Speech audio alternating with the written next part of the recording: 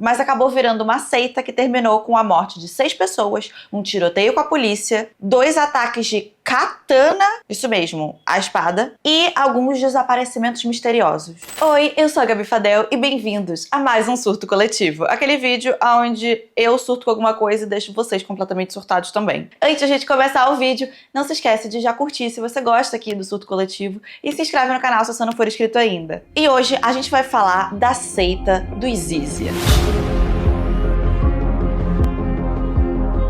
Esse é um grupo que começou assim reunindo pessoas veganas, na sua grande maioria pessoas trans, que frequentaram algumas das melhores faculdades do mundo, tinham carreiras de sucesso, um futuro promissor, mas acabou virando uma seita que terminou com a morte de 6 pessoas, um tiroteio com a polícia, 2 ataques de katana, isso mesmo, a espada, e alguns desaparecimentos misteriosos. Pra gente começar a entender os Zizians, a gente primeiro precisa começar a entender a Jack Zizi Lasota. Ela nasceu em 1991 no Alasca e a gata era uma ratinha de computador. Sempre gostou muito de computador, tanto que ela acabou se formando em engenharia de computação. Ela estava fazendo um mestrado em engenharia de hardware de computadores, mas acabou largando esse mestrado em 2015 para focar mais no desenvolvimento de um jogo. Esse jogo, inclusive, você consegue achar ele aqui no YouTube. Ele se chama Disteísmo, em português significa disteísmo, que é a crença de que Deus existe, mas que esse Deus não é um Deus totalmente bom, que tem grande chance dele ser um Deus cruel. E esse jogo é um jogo de puzzle, de plataforma. Inclusive tem alguns vídeos desse jogo no YouTube que a própria Zizi upou no canal do jogo. Aí, logo depois disso, ela resolveu se mudar para São Francisco, que é onde fica o Vale do Silício nos Estados Unidos, que é geralmente onde todas as grandes empresas de tech estão. E a ideia era ela começar a se enfiar ali nesse meio, né, e procurar um emprego na área de programação. O primeiro emprego que ela conseguiu foi numa startup de ensino de idioma chamado Lingoland, e a gata foi demitida em 4 dias. Depois ela conseguiu um contrato, mas que foi bem curtinho, com uma empresa de biotecnologia, e aí ela entrou assim num desespero, porque ela não conseguia um emprego, não conseguia manter um emprego, e ficava nessa de procurar emprego, não tinha onde morar direito, então ficava se mudando de lugar para lugar o tempo inteiro. Moradia temporária, Airbnb, casa que você aluga um quarto. E durante esse tempo que ela estava desempregada, ela ficava escrevendo, gente, quase que obsessivamente no blog dela. E esses posts, inclusive, estão todos online, caso você queira ir lá, dar uma lida. É tudo em inglês. E, sinceramente, eu li bastante até do blog dela e bastante abobrinha, tá? Bastante abobrinha. No blog dela, que é chamado de Sim Serious, ela criticava as normas sociais e ela meio que rejeitava a moralidade que nós temos na nossa sociedade. Ela mesma diz, em um desses posts, que ela estava pegando emprestado a ética dos Lord Siths do Star Wars e chamava isso de tecnologia mental. Ela escreve nesse blog que ela tomou a decisão de abandonar toda a moralidade convencional que existe em sociedade e que ela quer viver, então, uma ética que é baseada nos próprios valores morais dela e na expressão dos seus próprios desejos e da sua própria autenticidade. Ela diz ali no blog, né, fazendo mais um paralelo com os Lord Sith do Star Wars, que ir para o lado sombrio significa, na verdade, você estar alinhado com a sua própria essência. Mesmo que isso possa ir contra as normas estabelecidas previamente das convenções sociais. E aí ela começou a postar também esses textos e discussões, né, e o blog dela também, num fórum chamado Less Wrong, que é um fórum que é um site para discussões racionalistas. E agora aqui, pausa, eu vou ter que explicar para vocês o que é o racionalismo. Eu fui uma criança que tinha aquela típica arcada dentária da criança endemoniada, sabe? Imagina, né? Quando eu era criança não existia esse negócio de alinhador invisível, né? Então, assim, eu já usei todos os tipos de aparelhos que você possa imaginar. Já usei tanto o aparelho móvel, já usei o aparelho fixo e uns anos atrás eu fiz o meu tratamento com os alinhadores invisíveis da So Smile. E eu posso dizer, assim, com categoria, com experiência, que de longe a melhor experiência que eu já tive com qualquer tipo de alinhador. Muito mais confortável, você não fica com um monte de ferro na sua boca, muito mais esteticamente agradável. Você sorri, ninguém vê ali que você tá com nada na boca também, você não fica com vergonha às vezes de sorrir. E ainda por cima, o seu tratamento consegue ser muitas vezes até 2 vezes mais rápido do que com um aparelho convencional, porque o alinhador ele consegue fazer mais movimentações ao mesmo tempo. E assim, eu sou tão fã da Soul Smile que eu até vou dar de presente pra minha mãe o tratamento pra ela começar a fazer, pra ela também ter o sorrisinho que ela sempre quis ter. São mais de 4.500 localizações espalhadas por todo o Brasil da Soul Smile, então com certeza vai ter uma aí perto de você. E a Soul Smile também tem o melhor custo-benefício e é a maior marca de alinhadores nacionais. E não só isso, tá? Mas eles também têm o maior índice de satisfação do mercado. E aí aqui, olha só, se agora você me ouve bem, porque essa é a última chance de você fazer o seu tratamento com o preço da tabela atual. E não só isso, mas se você usar o meu cupom, você ainda ganha R$ 890 de desconto nesse mês agora de junho. Então assim, olha só, é a sua chance, tá? É o melhor preço que você vai conseguir e tem que ser agora. É o melhor momento para você começar finalmente o seu tratamento, para você ter o sorriso que você sempre quis e nunca mais ter vergonha de sorrir em foto, nunca mais ficar tipo, ai, mas eu não gosto. Agora você vai gostar. O link tá aqui embaixo na descrição. O racionalismo é uma filosofia que surgiu ali mais ou menos no século XVII, que diz que a razão é superior à experiência. Basicamente o que eles falam é que você não pode confiar na experiência que você está tendo no mundo, você tem que confiar nas deduções que você faz do mundo. Que o mundo pode ser explicado de uma forma lógica, racional, quase matemática. Que existe uma estrutura racional e que a realidade ela pode ser entendida por essa lógica. Se você conseguir entender a lógica do mundo, você entende todas as coisas. Aquela frase muito famosa de Descartes, que é penso, logo existo, é uma frase racionalista. Isso daí era para contrapor uma outra filosofia que existia na época, tá? Que dizia que você tinha que experimentar o mundo, experimentar as coisas para você conseguir entender o mundo. E isso daí era o oposto. Não. Você não tem que experimentar as coisas. Você tem que pensar sobre elas e tirar conclusões lógicas e racionais dessas coisas. Então, só por eu te explicar isso, né, que é uma coisa que você precisa racionalizar e que o mundo é uma coisa matemática que você consegue compreender dessa forma, você já consegue entender mais ou menos que tipo de pessoa que vai ser atraída por esse tipo de filosofia, né? Vão ser pessoas que estão interessadas aí em ciência da computação, em matemática, em coisas que são extremamente lógicas, que tem uma estrutura lógica muito concreta e regras que se aplicam a essa estrutura lógica. Vai ser o tipo de pessoa que pensa que A mais B igual a C e que isso é uma coisa lógica e real e concreta e que é verdadeira. Hoje em dia, essa filosofia racionalista, ela ainda existe com muita força nesse tipo de comunidade. É claro que assim, a filosofia, né, do século XVII, ela digievoluiu para uma outra coisa no século XXI, porque são realidades completamente diferentes e passou aí um bom tempo, né? Existem vários fóruns racionalistas na internet que as pessoas elas ainda prezam pela razão, mas elas focam em problemas mais atuais, digamos assim. Eles acreditam, por exemplo, que a tomada de decisões tem que ser sempre baseada em dados e lógica. Isso se aplica a todas as coisas, tá? Por exemplo, se você quer fazer uma doação para uma instituição de caridade, você tem que colocar o dinheiro aonde você sabe que esse dinheiro vai causar o maior impacto real no mundo. Então você tem que calcular esse tipo de coisa e dar dados para saber para onde você tem que doar esse dinheiro. Isso é um exemplo. Outra coisa que eles defendem é você evitar o viés cognitivo. Todo mundo tem viés cognitivo. Tem coisas que você acredita que são certas ou erradas, né, baseado na pessoa que você é. E você precisa se tornar uma pessoa mais autoconsciente desse seu viés, de coisas que você tende mais para um lado, para você estar ciente das suas próprias limitações. Outra coisa que os racionalistas modernos se preocupam muito é com a inteligência artificial. Eles chamam isso de futurologia prática. Você precisa pensar racionalmente e objetivamente sobre o futuro da inteligência artificial, quais são os riscos, bioética também, conforme a gente vai melhorando as nossas tecnologias e a gente vai conseguindo prever genes em bebês, etc., e até editar genes, a gente precisa ter uma ética relacionada a isso. Essas pessoas desses fóruns falam muito sobre um futuro onde a inteligência artificial, se ela for deixada completamente fora de controle,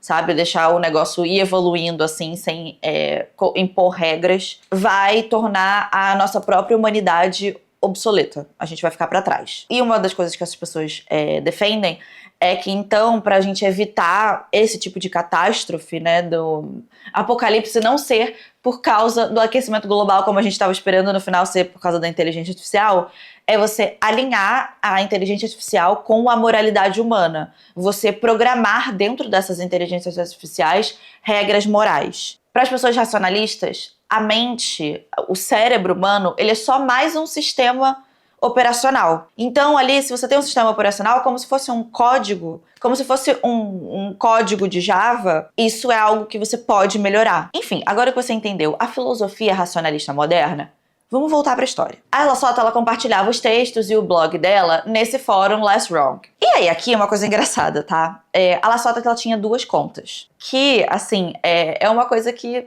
não é muito bem vista, assim, se você for parar pra pensar, num fórum onde as pessoas prezam pela transparência, pela honestidade, por você ser uma pessoa, né, mais lógica e racional, mas enfim, a gata tinha 2 contas.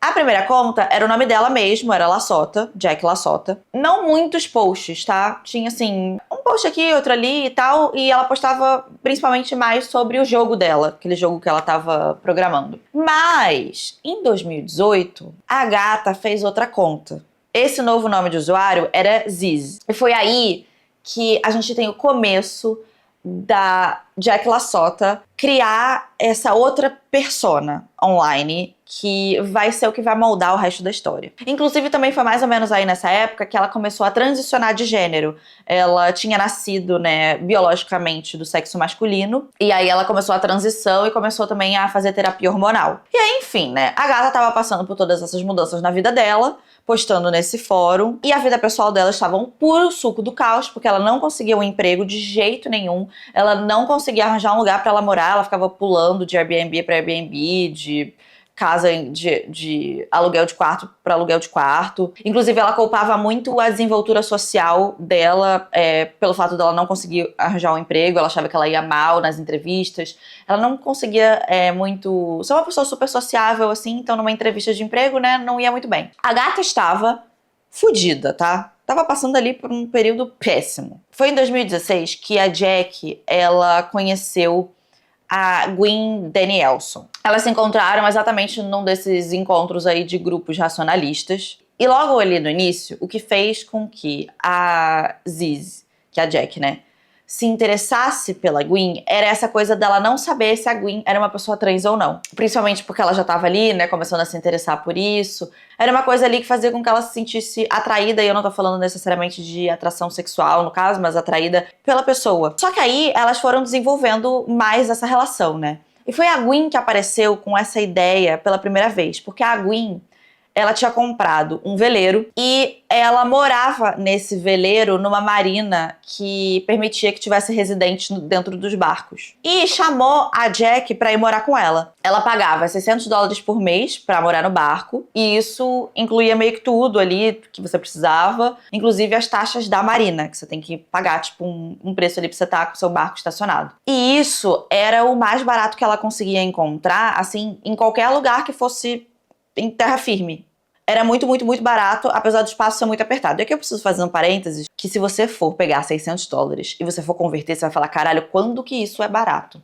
Para as gatas ainda por cima estarem morando num barco pequenininho. Não era nem desses barcos grandes não, tá? Que você tá imaginando. Era um veleiro, eu não vou saber os pés agora, porque eu já não me lembro mais. Mas assim, tipo, elas dividiam ali o mesmo espaço, não tinha pra onde correr, tinha um quarto só, sabe? Não era uau, barcão. Mas aqui você tem que se lembrar que essa galera tá em São Francisco, ali no Vale do Silício, que é um lugar extremamente caro, justamente por ter todas essas grandes empresas de tecnologia, e aí tem um monte de gente que trabalha com programação, que trabalha com engenharia de software, esse tipo de coisa, que é uma área que dá muita grana. Então, as coisas nessa região aí são muito caras mesmo. Então, né, esses $600 pode parecer muito caro, mas pro lugar onde elas estão não era tão caro assim.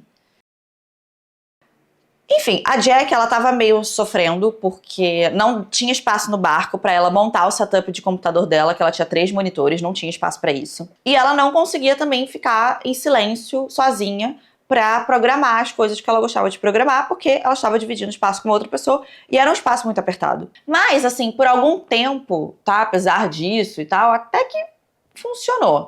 Né, elas aprenderam a mexer ali no barco juntas, né? Porque a Gwen também estava aprendendo a manobrar o barco, etc. Ai, lança a âncora, como que navega, etc, etc. Até que, né, você consegue ali tolerar aquilo por um tempo, aquele espaço, né, muito pequeno com 2 pessoas, até que os conflitos eles vão aumentando. O que acontece? Acontece que a Gwen era autista e tinha TDAH.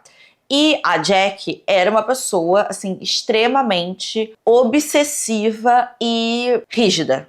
Assim, queria tudo do jeito dela, exatamente da forma dela, não era nada flexível. E aí elas começaram a se desentender. Só que nessa delas começarem a se desentender, o que a Jack começou a fazer é tentar controlar e manipular a situação para que a Gwen fizesse o que a Jack queria que ela fizesse. Ela começou a condicionar a Gwen a fazer o que ela queria usando a lógica e o racionalismo da Gwen. Porque a pessoa que é essa racionalista, né, ela meio que ela pode ser sempre convencida pela lógica, digamos assim. E essas pessoas também estão sempre à procura de um autoaperfeiçoamento, elas querem melhorar como pessoas, elas querem, né, expandir essa lógica delas. Então, a Jack começou a manipular a Gwen para que a Gwen concordasse sempre com a Jack. Aos poucos, assim, os debates que elas tinham não eram mais um debate, era a Jack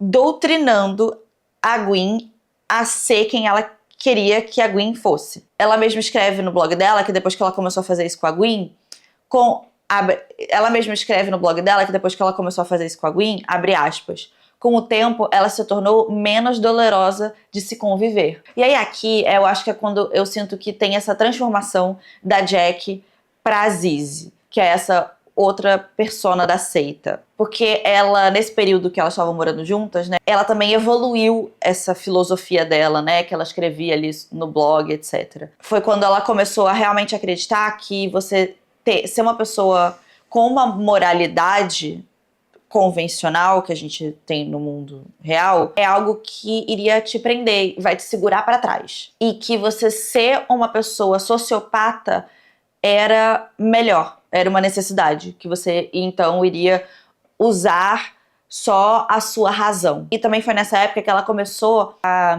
recrutar, procurar pessoas nesses fóruns racionalistas para seguirem essa, digamos, nova filosofia dela. Ela postava agora nos fóruns com um objetivo bem claro: espalhar essa crença dela para essas outras pessoas e recrutar pessoas que seguissem o que ela dizia.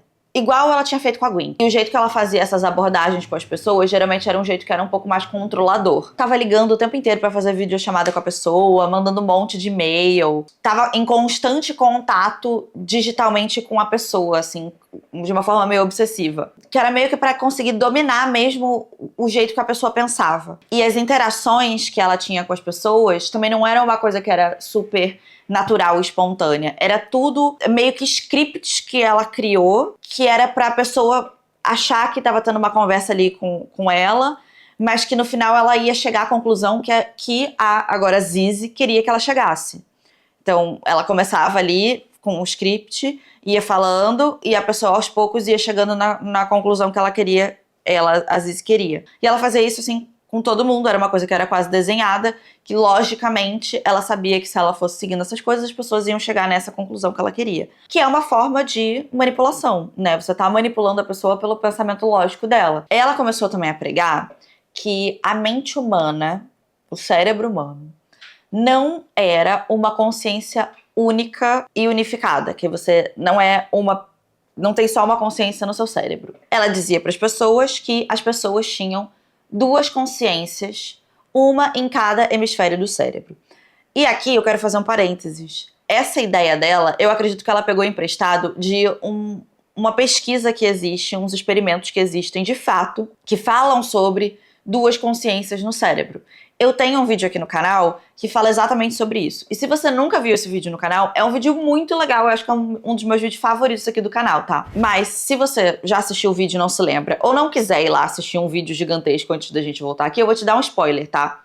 Sim, existem pesquisas que falam sobre o cérebro de algumas pessoas terem duas consciências, mas não é qualquer pessoa, não é todo mundo assim, tá? São pessoas que passaram por uma cirurgia específica que divide o cérebro, a conexão que a gente tem entre os dois hemisférios do cérebro, e a partir daí o cérebro, agora não unificado, cria ali duas consciências diferentes, que trabalham e que pensam um pouco diferente, porque elas não estão mais conectadas. Mas isso é porque você fez um processo cirúrgico. E esses lados do cérebro não têm mais comunicação. Não significa que todo mundo tem isso, tá? Se o seu cérebro tá ali ligadinho do jeito que é normal ele ser, você tem uma consciência só. O seu cérebro, ele tá se comunicando ele inteiro o tempo inteiro, tá? Então ela pegou uma coisa que já foi observada, assim, em raros casos de pessoas que tiveram um tipo específico de cirurgia e aplicou pra todo mundo, sendo que não funciona desse jeito. Mas o que ela pregava era que os hemisférios do cérebro, né, um hemisfério e o outro, poderiam até ter gêneros diferentes. E que, às vezes, um hemisfério acabava controlando o outro e aí fazia com que a pessoa entrasse em sofrimento, porque uma parte dela não estava sendo expressada. E que a solução para você conseguir amenizar esse seu sofrimento e deixar com que o outro lado do seu cérebro se expressasse era você conseguir botar um dos lados do cérebro para dormir. E aí aqui, mais uma vez, ela pega uma coisa que existe no mundo real, que é o sono unihemisférico, que é uma coisa que os golfinhos fazem. E aqui, mais uma vez, tem um outro vídeo aqui no canal que a gente também fala de como que isso foi descoberto, tá? Como que a gente descobriu que os golfinhos dormem com um lado só do cérebro e tal, então eles estão meio que acordados sempre o tempo inteiro. Mas enfim, ela começou a usar esse exemplo dos golfinhos conseguirem dormir só metade do cérebro, pra dizer que os seres humanos também conseguiriam fazer isso. Você conseguiria desligar temporariamente só um hemisfério do seu cérebro pra você aliviar os conflitos internos e você fazer esse tipo de sono. Dorme uma metade do cérebro agora, dorme outra metade do cérebro depois, igual aos golfinhos. O que não é verdade. Por quê? Porque nós não somos golfinhos. Não tenho nem outra explicação pra te dar. Nós somos literalmente animais bem diferentes. E aí aqui é quando a gente tem a primeira vítima da seita dos Zizians. Uma dessas pessoas que a Zizi acabou recrutando online foi a Maja Pasek. A Maja era uma programadora e matemática da Polônia. Ela também era uma pessoa trans. E ela adorava a comunidade racionalista. Ela participava de vários fóruns, ela era muito interessada no futuro da inteligência artificial, né, em ética, nessa coisa do autoaperfeiçoamento que as pessoas racionalistas têm. Ela tinha até meio que fundado uma comunidadezinha racionalista que ficava nas Ilhas Canárias. E a Maja, ela tinha acabado de começar, né, a transição de gênero dela. E aqui você vai perceber que muitas das pessoas que a Zizi procurava eram pessoas trans, tá? Eu imagino que justamente porque ela conseguia se conectar com essas pessoas de uma forma mais fácil, justamente por ela também ser uma pessoa trans. Então acho que fazia com que essas pessoas fossem alvos mais fáceis dela se conectar. E ela mesma tinha essa coisa de se interessar mais por pessoas trans, né? Enfim, durante esse período aí, ela tinha começado a transição de gênero dela, a Maja, ela começou a interagir muito com a Zizi. E ela começou a seguir algumas das práticas da Zizi, incluindo o sono unihemisférico. E aí aqui, como que você faria esse sono unihemisférico? Meditação, privação sensorial, exercícios respiratórios e privação de sono. E caso você não saiba, a privação de sono é uma das piores coisas que você pode fazer com o seu cérebro, tá? Mexe com a sua memória, mexe com a sua regulação de emoções, mexe até com a sua percepção de realidade e com a sua função cognitiva. Você literalmente fica mais burro se você não está dormindo a quantidade de horas necessárias para você funcionar como um ser humano normal. Então assim, você fica uma pessoa completamente desregulada se você começa a se privar muito de sono. No final de 2018, a Maja fez o seu último post no fórum Less Wrong e o título desse post era Teoria da Decisão e Nesse post ela fala que ela se sente muito sozinha, que ela tá em sofrimento psicológico muito forte. E ela fala também que ela tinha adotado esse método de sono uniemisférico, né, como substituto de sono regular. Ela faz uma despedida nesse post e ela nunca mais voltou a postar. E algumas pessoas online falaram que elas conseguiram encontrar um registro de morte de uma pessoa que não se chamava Maja Pasek, mas que teria o nome morto da Maja, né, na Polônia. E aí, nessa época, a Zizi escreve no blog dela, num post chamado Good Group and Pasek's Doom, ou O Bom Grupo e o Fim da Pasek. E ela chama a Pasek de Info Hazard. E Info Hazard eram, assim, informações, fazia parte da seita dela, tá? Coisas, informações que ela acreditava que, se você simplesmente soubesse dessas informações, pensasse nessas coisas sem saber tudo por trás, né, sem ter o conhecimento prévio necessário, sem saber racionalizar sobre aquilo, aquilo podia ser uma informação que causaria um dano a você. Ela fala que ela acha, sim, que o sono uniemisférico poderia ter tido um papel na morte da Maja, mas ela fala também que, meio que pau no cu, essa responsabilidade não é só minha, não. Enfim, a Zizi, ela estava morando naquele barco lá com a... E ela resolve que ela quer conseguir um barco bem grande para que ela crie uma comunidade de racionalistas seguidores dela para morarem todos juntos num barco. Em 2017, ela compra um barco chamado Caleb, que era um rebocador da Segunda Guerra Mundial. Rebocador é um tipo de barco que, obviamente, reboca, leva outros barcos. O barco tinha 94 pés de comprimento e ele estava no Alasca. E aí, assim, o barco ele tava com um preço que era meio que até que barato, né? E aí ela consegue ali reunir uma tripulação para ir buscar esse barco que estava lá no Alasca e eles navegarem até a Baía de São Francisco. E assim, eles até conseguiram fazer isso, conseguem levar o barco para São Francisco, mas assim, sinceramente, a que custo? O barco era totalmente instável, era terrível.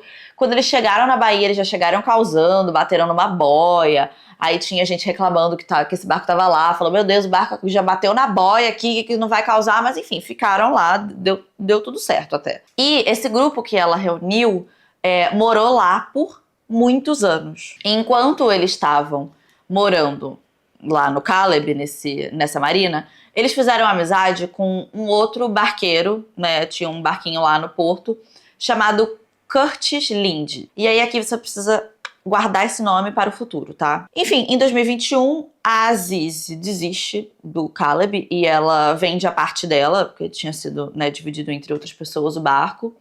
E até 2022, todo mundo já tinha saído e abandonado o barco e ido para outros lugares. Esse barco, inclusive, aqui um parênteses, tá? Ele afundou nesse porto, inclusive, de São Francisco. Em maio de 2022, o barco afundou. E ele está lá afundado até hoje. Foi declarado como uma propriedade abandonada e o custo para remover esse barco ali da marina é de 2 milhões de dólares, então ninguém vai bancar isso. Então o barco tá lá meio afundado. Mas enfim, durante esse período que esse povo tava morando nesse barco, oficialmente o negócio virou uma seita, né? A seita Zizian. E a Zizi, ela tinha oficialmente largado de mão a filosofia racionalista. O que ela fez foi pegar vários conceitos e princípios racionalistas e deturpar, mexer, desmontar até virar uma outra coisa que fazia parte da seita dela. Por exemplo, os racionalistas, né, meu Deus, a inteligência artificial, eles sempre acham que é um grande risco e ficam muito preocupados sobre isso. E eles defendem que você tem que programar ali uma moralidade nas inteligências artificiais para evitar o apocalipse dos robôs que vai acabar com a humanidade. Mas a Zizi achava que isso daí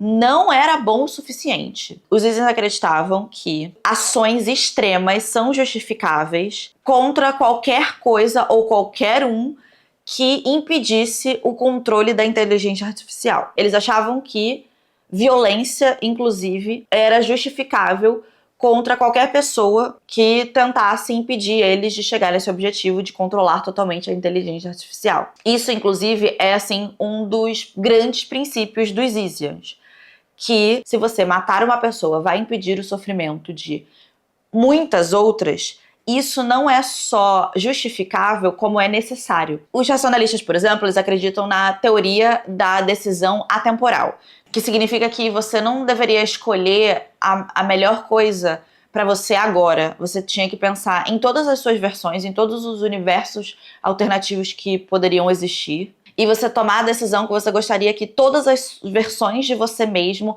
em todas as realidades paralelas, tomassem. Uma brisa, tá? Isso daí é um princípio ético, né? Um princípio para você ter uma guia moral de fazer sempre o que você acha que é certo. E o mais certo possível. Mas a Ziz, ela usava exatamente esse conceito pra justificar a violência. Ela falava, era uma coisa meio tipo assim, se um ato de violência agora vai prevenir o sofrimento em várias outras linhas temporais, então você tem o dever moral de cometer esse ato de violência.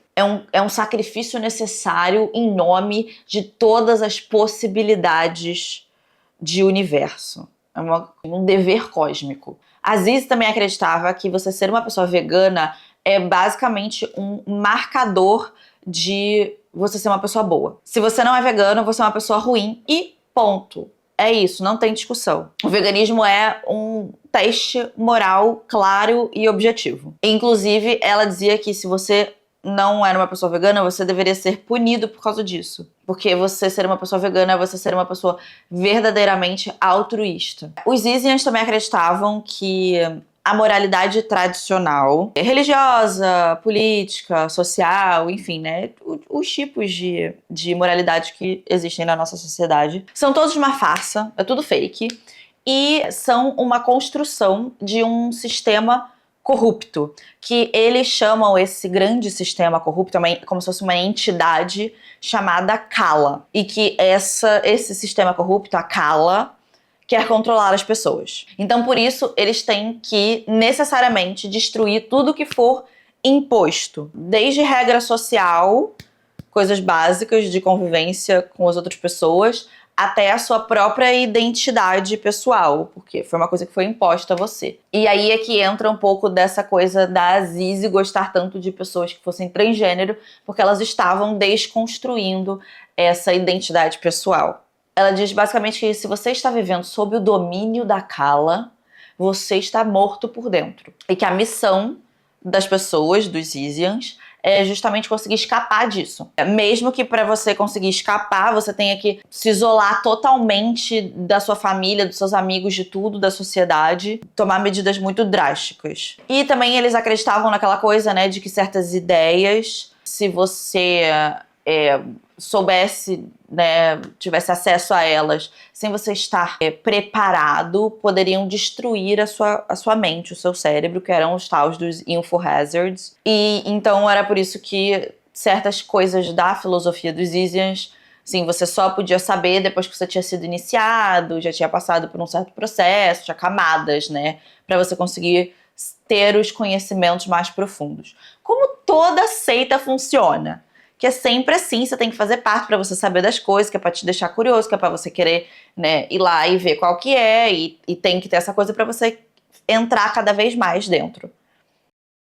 E também tem alguns textos da Zizi que falam que a morte é uma coisa aceitável caso a pessoa esteja aprisionada num estado onde ela não consegue mais acessar o eu verdadeiro dela, ou escapar da Kala, né, que é o sistema corrupto. Ou seja, basicamente tudo que eu te falei agora, né, é o checklist de uma seita. Coisas feitas pra te isolar, pra você cair no controle da pessoa. Você precisa fazer parte porque tem coisas que estão em segredo. Enfim, checklist de seita total. E aí, desse grupo de pessoas, basicamente todo mundo ou era formado em ciência da computação, e quem não era formado em matemática. E todo mundo de escolas, universidades muito renomadas. O que faz total sentido porque ela estava recrutando essas pessoas justamente de fóruns aonde esse é o público-alvo que frequenta esses fóruns. Em 2019, os Zizians já tinham virado os Zizians, sabe? Já era realmente uma seita bem amarradinha.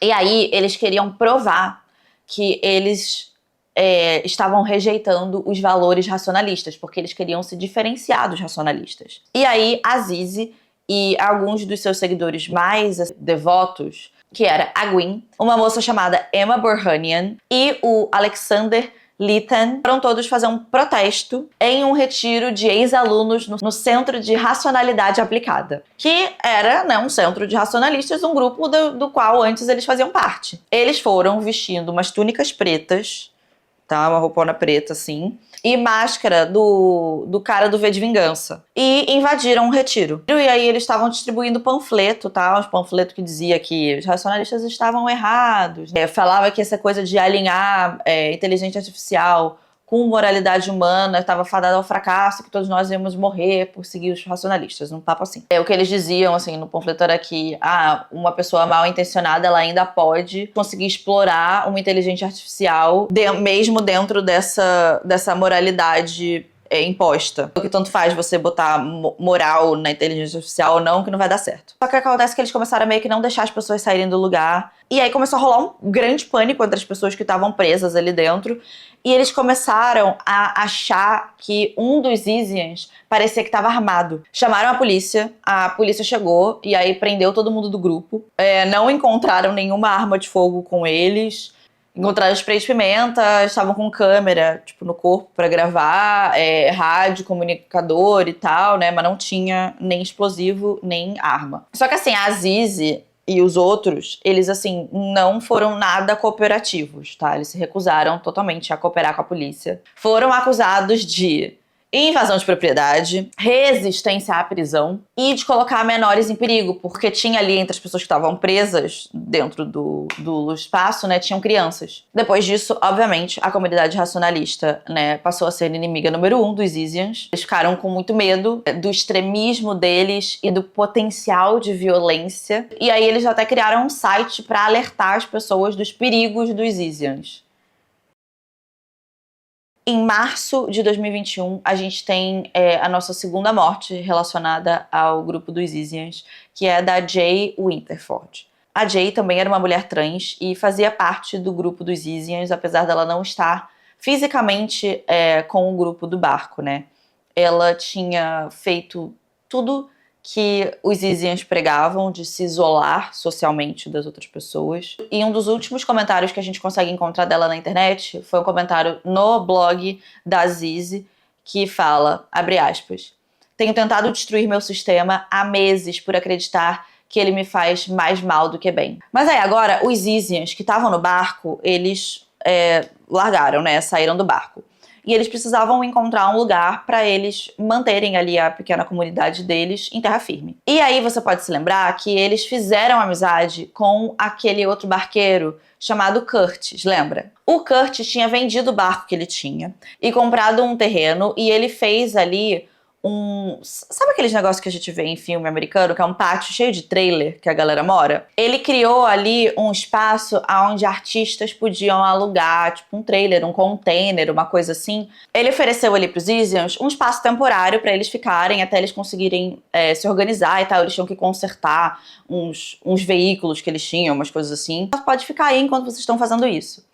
E o que era para ser uma coisa temporária acabou se estendendo por 3 anos. O acampamento que eles tinham lá foi crescendo, aí chegou ao ponto que eles até trouxeram, assim, esses motorhomes grandes, que daí tem ar-condicionado, né? Tinha refrigeração, tinha painel solar e tal. E montando ali um grande acampamento de Izians. A relação dos Izians e do Curtis no início era de boa. O Curtis, inclusive, gostava muito que eles eram uma galera assim que, botava a mão na massa, conseguia fazer as coisas, criavam as coisas. Ele achava isso muito legal deles. Eles tinham uma relação tão legal assim que, por exemplo, falei pra vocês que tinham várias pessoas que eram trans ali no grupo, né? Uma dessas meninas, ele até levou pra comprar o primeiro sutiã dela por causa da terapia de hormônios, né? Então ele fez isso, falou, beleza, vou te levar de carro pra gente comprar o seu primeiro sutiã e tal. Então assim, ele tinha uma relação bem legal ali com a galera inicialmente. Só que, em março de 2020, o que foi que aconteceu, gente? Em março de 2020, não sei se vocês se lembram, veio com força o Covid.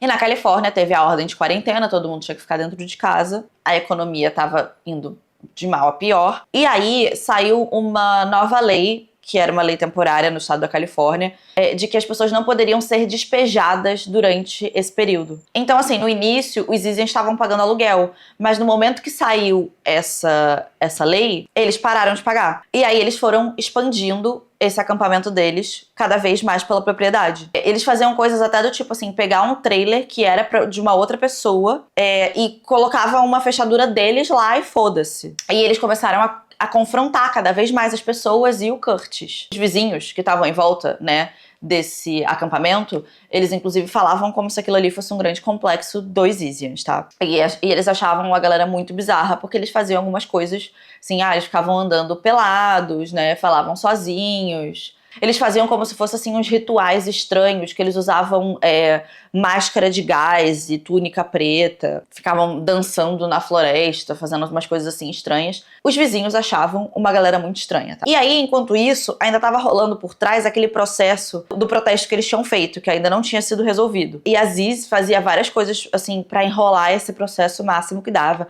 Exigia advogado que fosse vegano, por exemplo, acusava os juízes todos de preconceito. Enfim, esse processo ele ia se arrastando. E aí, em 2022, o governo da Califórnia tirou essa proteção contra o despejo. E o Curtis entrou com um outro processo. É uma ação civil para conseguir remover os Zizians da propriedade dele. E não só isso, mas ele também estava cobrando $60 mil de aluguel atrasado. E aí, no meio de tudo isso rolando, a Ziz morreu. 19 de agosto de 2022, a irmã da Zizi comunica às autoridades que a Zizi caiu na Baía de São Francisco. A guarda costeira dos Estados Unidos ficou procurando, fez uma busca de 30 horas, e mesmo que o tempo tivesse excelente, céu azul, a água estava super clara, o mar calmo, visibilidade incrível, eles não conseguiram encontrar o corpo da Zizi. E aí, os Zizians ficaram sozinhos naquele acampamento, sem uma líder agora. E foi aí que eles começaram a ficar completamente malucos. 13 de novembro de 2022, o grupo dos Zizians abandonados agora descobre que o Curtis chamou o xerife para ajudar ele nesse processo de despejo deles da propriedade. Eles chamam o Curtis dizendo que eles estão com um problema de vazamento de água. Quando ele sai do trailer dele e vai ver qual que é o problema, eles atacam o Curtis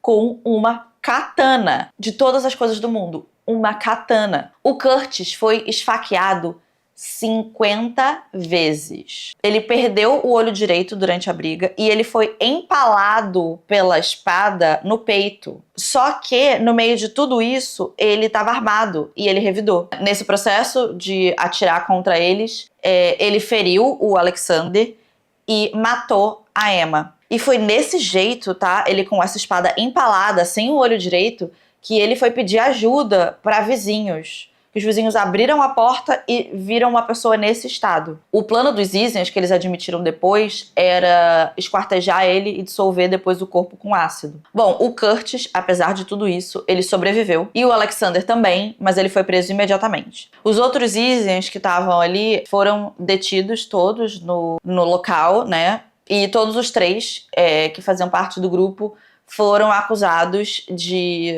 tentativa de homicídio, conspiração e agressão com arma letal. Agora, em abril, agora desse ano de 2025, era a data que estava programada para acontecer o julgamento sobre o ataque ao Curtis. Obviamente, o Curtis ia ser uma testemunha, né? Ele também foi a vítima do ataque, mas ele serviria como testemunha. Mas, antes desse dia chegar, em janeiro de 2025, o Curtis foi encontrado morto do lado de fora da propriedade dele. Tiveram várias testemunhas e também câmeras de segurança que mostram um homem vestido totalmente de preto rondando ali o local. O Curtis aparece e esse homem, ele ataca o Curtis e dá um mata-leão nele. Depois disso, ele esfaqueia várias vezes o Curtis e corta a garganta. Então a polícia começa a investigar esse caso e em pouquinho mais de uma semana ele já tem um nome de um suspeito. Esses investigadores, eles identificaram um cara chamado Maximilian Snyder como o autor do crime. Quando eles foram fazer essa prisão do Snyder, eles encontraram na casa dele vários equipamentos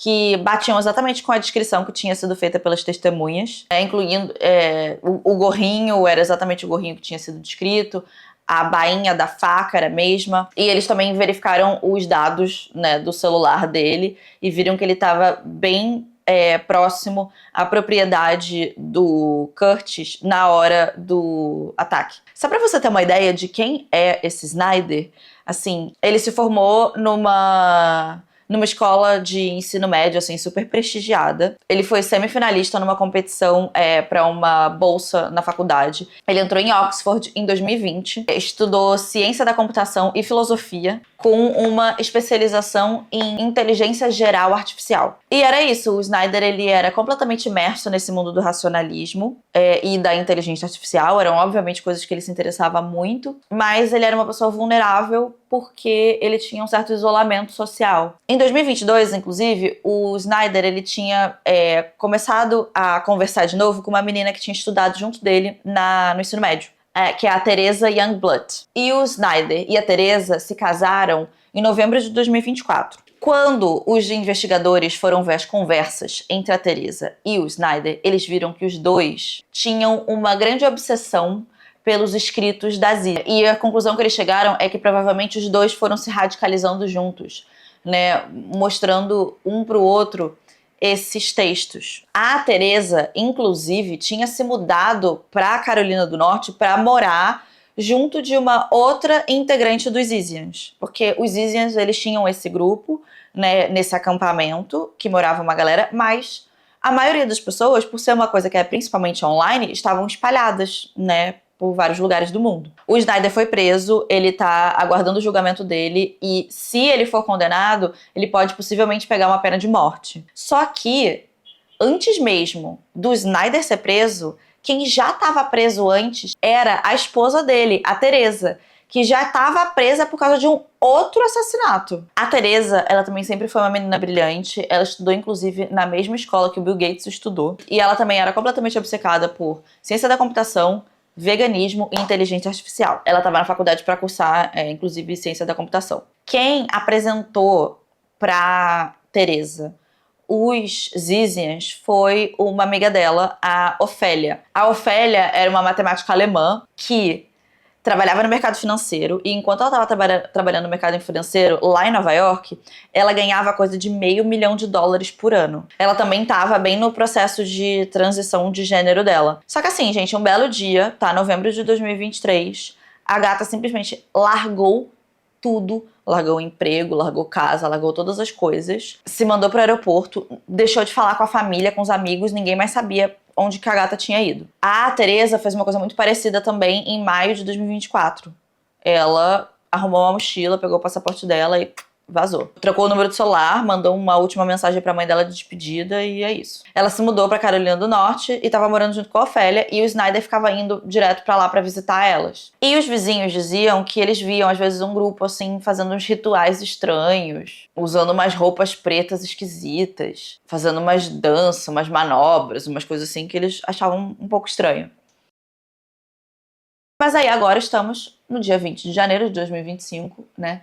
E os policiais da fronteira dos Estados Unidos param um carro, é um Toyota Prius, que está sendo dirigido pela Teresa e pela Ofélia, ali numa dessas coisas de ronda normal de fronteira, sabe? Checagem de imigração, ainda mais que foi esse ano, o 20 de janeiro o Trump já estava no comando, né? Então a gente sabe que a coisa vai ficando um pouco mais rigorosa. E aí, quando eles pedem os documentos das pessoas que estão no carro, eles veem que o visto da Ofélia tinha expirado. Aqui você se lembra que a Ofélia é uma matemática alemã. E o que acontece é que ela tinha um visto de trabalho, só que o visto de trabalho estava expirado, e para você conseguir renovar essas coisas, né, você precisa ter um emprego, e a gata tinha largado o emprego dela, então ela não tinha um visto válido naquele momento. E aí o policial pergunta pra ela, vem cá, e aí, como é que é? Você tá aqui legal, né? Será que você não tinha que ter voltado pro seu país? E, gente, quando o policial, né, questiona pra ela do negócio do visto, a Teresa simplesmente sai do carro com uma pistola e começa a atirar. Nisso, ela mata um policial da fronteira chamado David, que basicamente morre instantaneamente. A Ofélia tenta também pegar uma arma que tinha no carro, mas ela acaba morrendo na troca de tiros. E a Teresa, ela é ferida por uma bala e acaba presa, porque obviamente, né, tinham vários policiais e elas não sabem o que elas estão fazendo. A Teresa atualmente também está presa, aguardando pelo julgamento pela morte do policial David. Inclusive, depois que a Teresa foi presa, o FBI falou que eles já estavam observando tanto a Teresa quanto a Ofélia, já tinha mais de uma semana, porque elas ficavam usando umas roupas estranhas, uma roupa tática preta, sabe? Roupa de gente que realmente vai fazer alguma coisa. Claramente armadas, andando por aí, e aí eles já estavam meio que, gente, o que tá acontecendo? Quem que é